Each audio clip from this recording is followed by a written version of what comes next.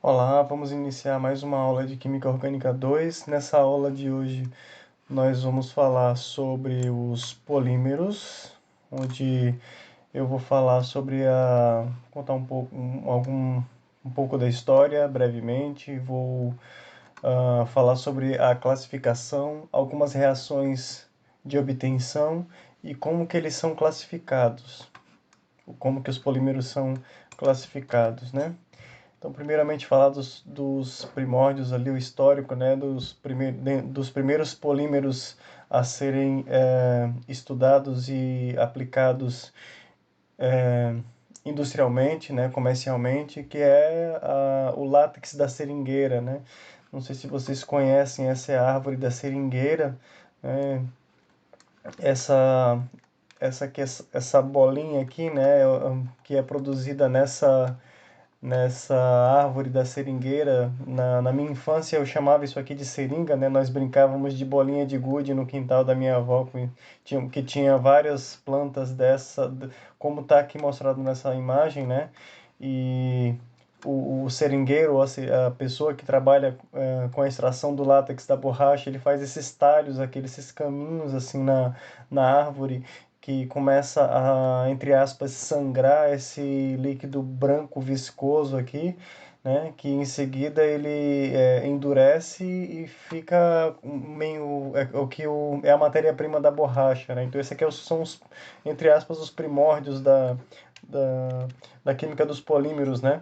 Então a estrutura ali as primeiras aplicações de polímeros envolvia então a modificação química destinada a melhorar as propriedades físicas dos polímeros naturais, né? Nesse caso do látex aqui, nós temos aqui uma molécula do esqualeno, né? Ou uma molécula derivada do esqualeno, que tem aqui, que é um terpeno, né?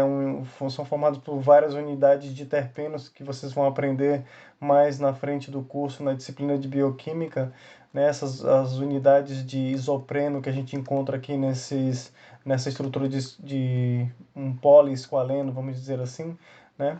Então, em 1839, Charles Goodyear, esse nome deve ser familiar para vocês, transformou borracha natural, que é quebradiça, quando está fria e pegajosa, né? É quebradiça e pegajosa quando está quente, em uma substância que mantém sua elasticidade em um intervalo de temperatura mais amplo. Então, o que ele fez? Ele fez um processo de aquecer junto com o enxofre, né? Que é o processo chamado de vulcanização. E as primeiras fibras sintéticas, chamadas de raïons, foram feitas pela modificação química da celulose no final do século XIX.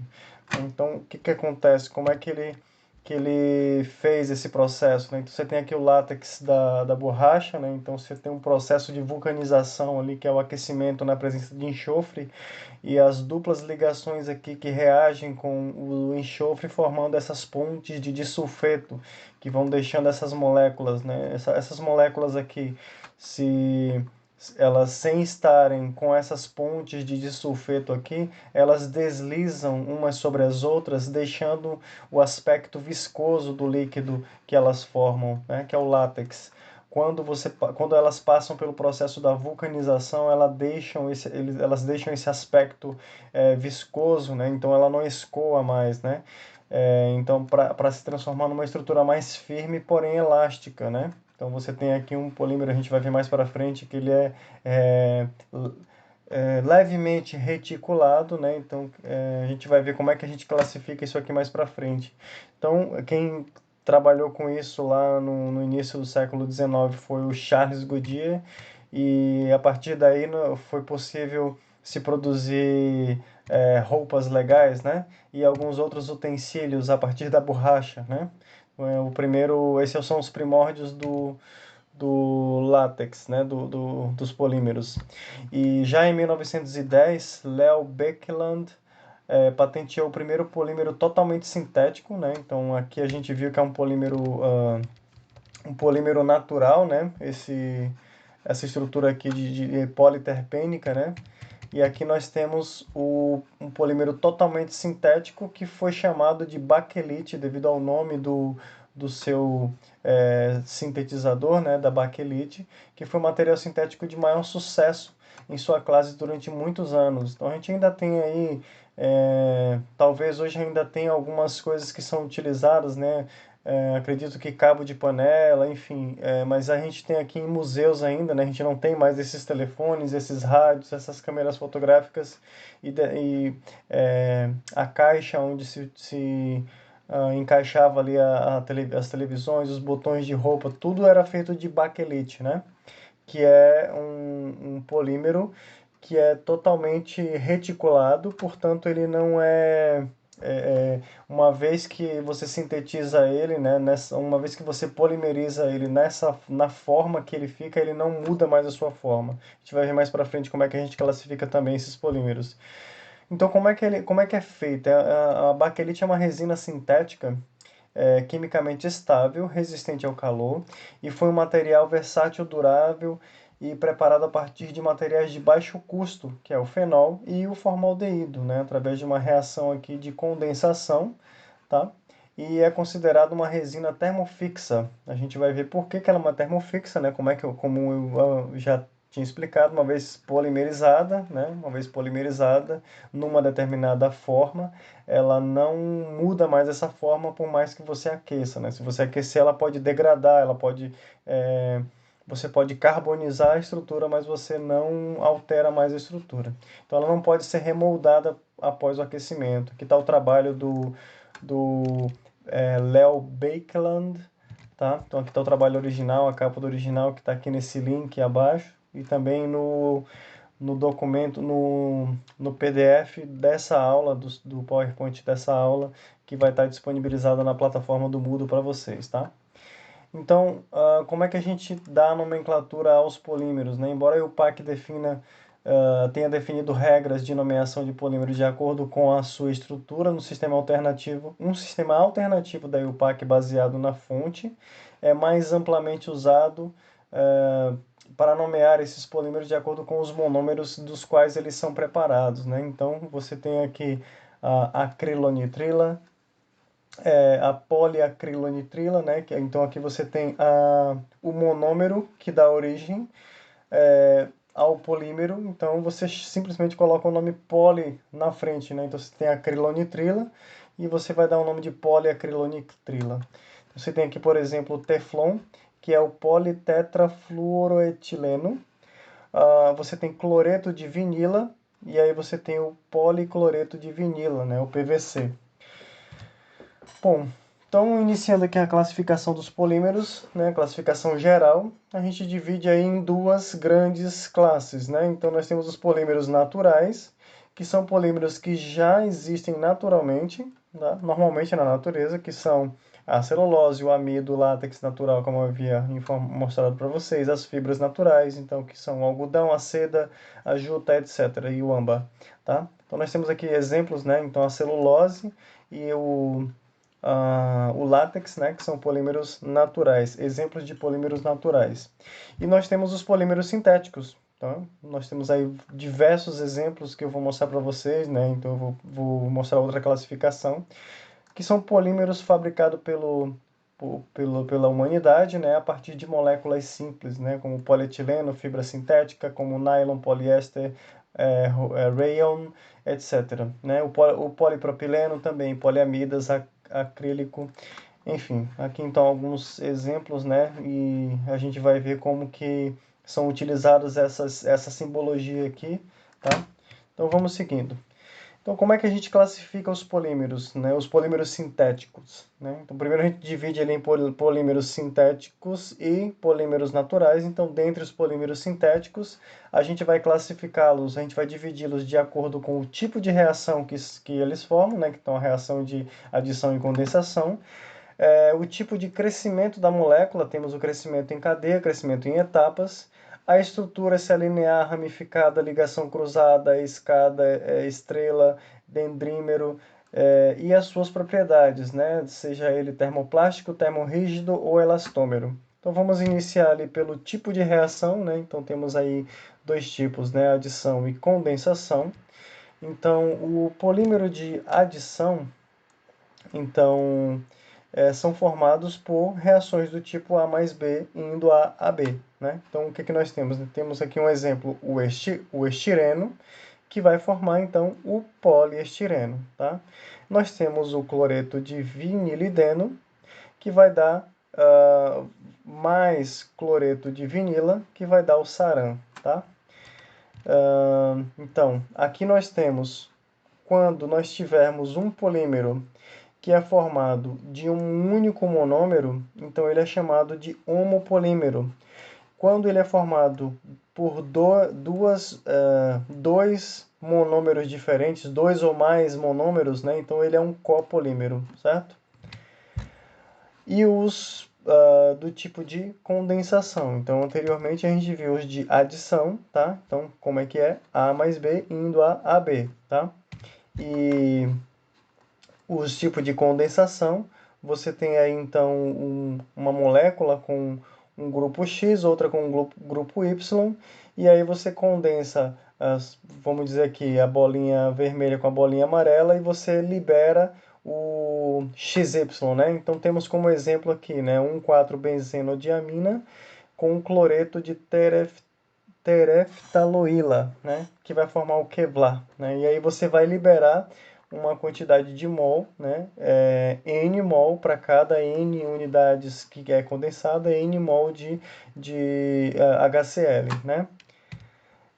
Isso aqui, esse Kevlar, ele é utilizado para produção de coletes à prova de bala, algumas bolas, né? Então temos aqui a empresa DuPont, por exemplo, né? Que é formada, produziu essa bola aqui. E algumas mangueiras, né?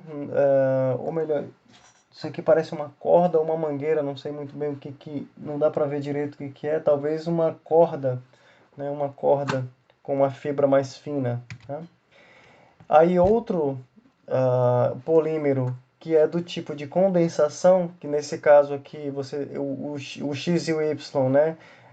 OH e hidrogênio, então você tem o que aqui? O ácido adíptico mais 1,6-hexanodiamina, que você tem uma reação de condensação aqui, né, com catálise ácida e calor, certo? E você forma um nylon. E aí eu tenho uma curiosidade sobre o nylon, né? Que é o seguinte, a partir de 1929, o Wallace Carothers, né, que viveu de 1896 a 1937, ele era um químico norte-americano trabalhando na empresa DuPont. Ele formalizou as reações de condensação que deram origem aos poliésteres e às poliamidas, né? Que a classe de novos materiais de poliamida ele batizou de nylon, tá? Como está o nome ali entre parênteses, nylon. E daí é o seguinte, após a morte prematura de Carothers, ficou em aberto quais eram as verdadeiras razões para a origem desse nome, nylon, né? Isso permitiu que até hoje se veicule uma série de versões pitorescas a respeito da origem do nome nylon, né? O primeiro, então, né, temos três versões aqui sobre a origem do nome nylon, né? Então, a primeira delas é de que as letras de nylon signifiquem tiradas da frase Now you are lost, old Nippon, referindo-se ao Japão, que na época se mostrava como uma potência emergente, ou também a segunda hipótese é de que seriam as iniciais dos nomes das esposas dos pesquisadores que trabalhavam com caróteres, né? Que seria Nancy, Yvonne, Loneia, Olivia e Nina, né? E ainda outra versão, uma outra visão mais comercial que se refere a dois grandes centros, né? Dois maiores centros importantes consumidores potenciais do novo produto, que era New York e Londres, né? E London, né? Então, por isso seria o nome nylon. Bom, são hipóteses, né? Mas como de qualquer forma, o nylon fez bastante sucesso, né, na produção aí de meias, principalmente de meias na época que ele surgiu, né, de poliamida, né, e cordas de violão, cordas mesmo, né, enfim, para diversos usos. Aí temos ali as cerdas das vassouras, enfim. linha para pescar, né?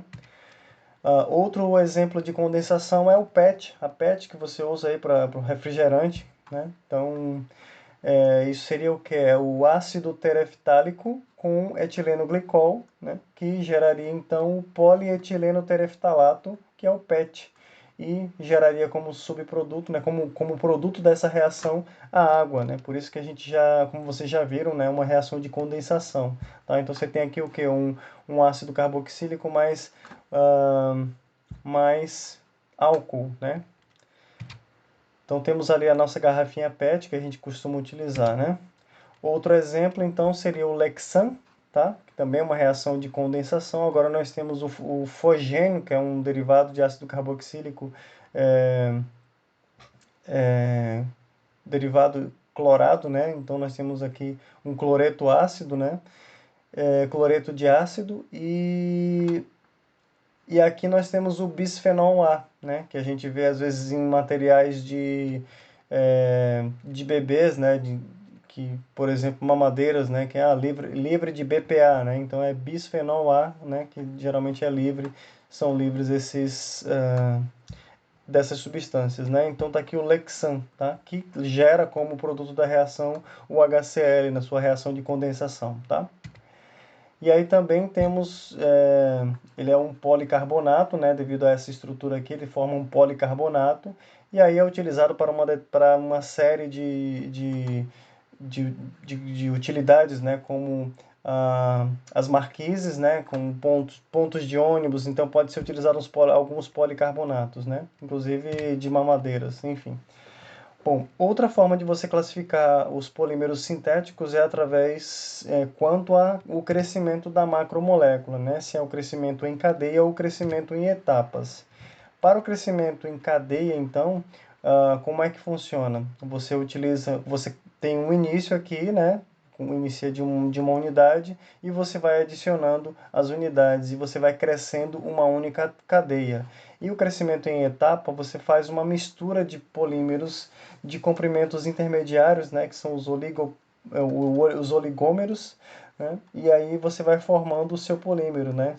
Então, dessa maneira aqui, tá?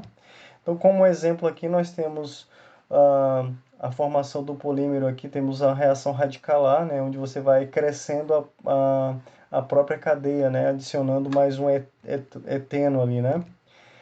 E aqui nesse outro exemplo, nós temos aqui umas cadeias que já são crescidas e você vai juntando essas cadeias, né? Então aqui, por exemplo, o polietileno, né? Você vai crescendo a cadeia.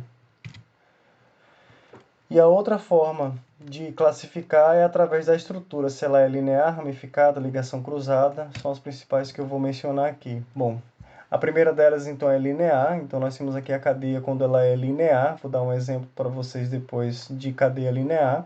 Temos a cadeia ramificada e temos a cadeia de ligações cruzadas, tá?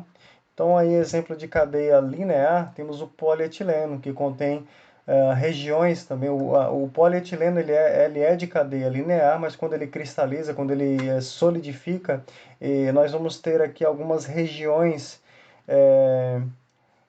cristalinas, né, que vamos ter ele vai cristalizar não de forma linear, né, ele vai formando aqui uma região mais organizada, né, eu diria. Então, que seriam regiões ordenadas, que são chamados cristalitos, né, de uma cadeia que são mostradas na cor mais escura, né, então essas cadeias aqui, tá? E a última forma de classificação aqui dessa tabelinha, desse fluxograma aqui, então é de acordo com as propriedades, né? Então vamos classificá-los em termoplásticos, termorrígidos e elastômeros, tá? E isso é consequência, essa classificação é consequência da sua estrutura, tá? Então nós temos aqui, por exemplo, uma estrutura de um polímero termoplástico, que é o que a gente chama de plástico. Tudo que é plástico, então, é um polímero que é termoplástico, tá? Como que é a cadeia dela? É uma cadeia linear, certo? Tudo que é uma cadeia linear ou com algumas ramificações, então são polímeros termoplásticos, tá? Agora, quando você tem, então aqui temos o exemplo, né? É uma cadeia que ela pode ser ramificada, mas ela não é você não tem nenhuma ligação cruzada, né?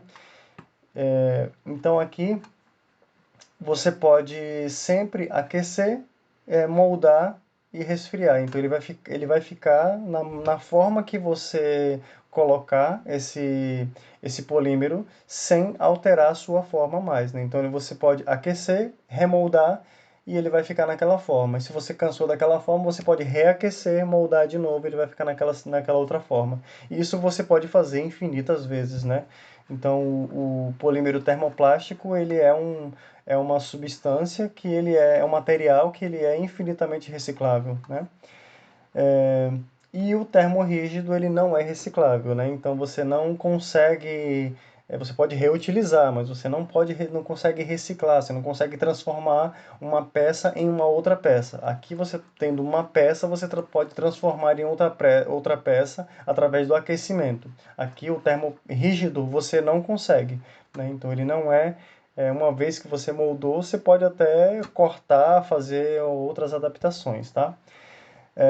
Isso devido à estrutura, o fato dele ser termorrígido é justamente pela sua estrutura interna ser de cadeias cruzadas, né? Como nós temos aqui a baquelite, né? Que é um polímero termorrígido. Você não tem mais como moldá-lo através de aquecimento. Um outro polímero, que é o polímero, que é a resina ureia-formaldeído, tá? Que é formada através da reação entre a ureia e o formaldeído. Tá? Então nós temos aqui a ureia que reage com o formaldeído, tá? Gerando então essa estrutura totalmente reticulada, né? Com as ligações todas cruzadas, tá certo? Então você não consegue aquecer e remoldar isso aqui jamais. Uma vez que você polimerizou, ele vai ficar naquela forma para sempre, tá? E aí, por último, os elastômeros, né? Os elastômeros, eles têm algumas poucas ligações cruzadas, né? Como eu falei ali da borracha vulcanizada. Então, por que que ele tem uma estrutura elástica, né? Então, justamente porque você tem uma baixa reticulação na sua estrutura interna, tá?